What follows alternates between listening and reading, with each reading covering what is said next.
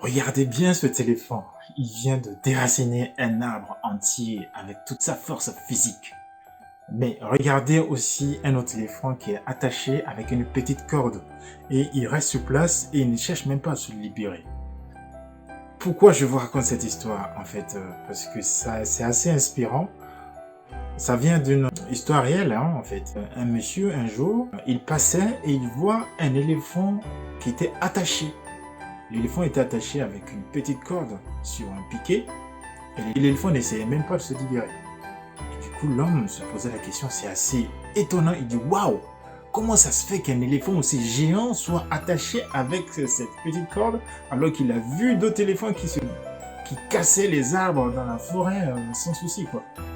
Là, l'homme, il pose la question, il est tellement étonné, il dit mais il faut qu'il creuse. Il demande alors au dresseur d'éléphants. Qu'est-ce que vous avez fait à ce éléphant pour qu'il reste attaché à cette corde et ne cherche pas à se libérer? Et le dresseur d'éléphant répond, étonnamment, il dit, c'est la corde qu'on utilisait pour attacher l'éléphant quand il était petit. Et que, en fait, cette corde, quand l'éléphant était petit, cette corde était très forte pour l'éléphanto. Et du coup, l'éléphanto essayait de se débattre pour se détacher et s'en aller, mais il n'avait pas réussi à se détacher quand il était petit. Et comme il n'a pas réussi à se détacher en tant qu'il s'est résigné après plusieurs tentatives. Pour lui, voilà, c'est ancré dans sa mémoire. Et aujourd'hui, même à l'âge adulte, l'éléphant, il se croit encore attaché à cette corde d'enfance qui bloque encore sa tentative de s'échapper. C'est une programmation d'enfance, c'est une programmation de croyance qu'on a inculquée à cet éléphant. Eh bien, tout comme cet éléphant, nous avons tous une croyance ou des croyances d'enfance qui viennent bloquer notre développement à l'âge adulte. C'est des croyances qui sont ancrées en nous depuis l'enfance et c'est gravé quoi, comme dans la pierre. Et pour s'en détacher, il faut vraiment fournir un effort considérable parce que c'est de façon inconsciente, ces croyances nous bloquent.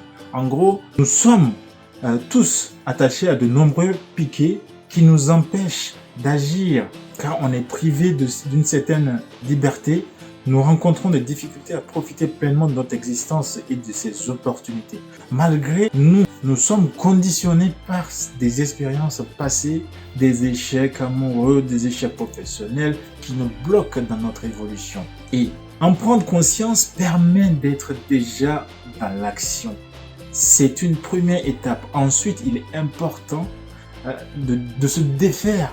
Il est important de se défaire de ces croyances erronées en essayant à nouveau d'être capable d'aller de l'avant, d'être capable de faire ce qui nous plaît. Ne soyons pas coincés dans notre passé.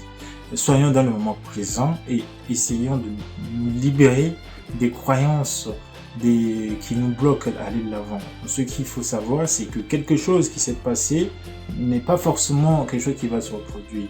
Si on s'y met et qu'on prend les bonnes mesures, donc ne soyons pas attachés à ce piquet qui bloque comme ce téléphone.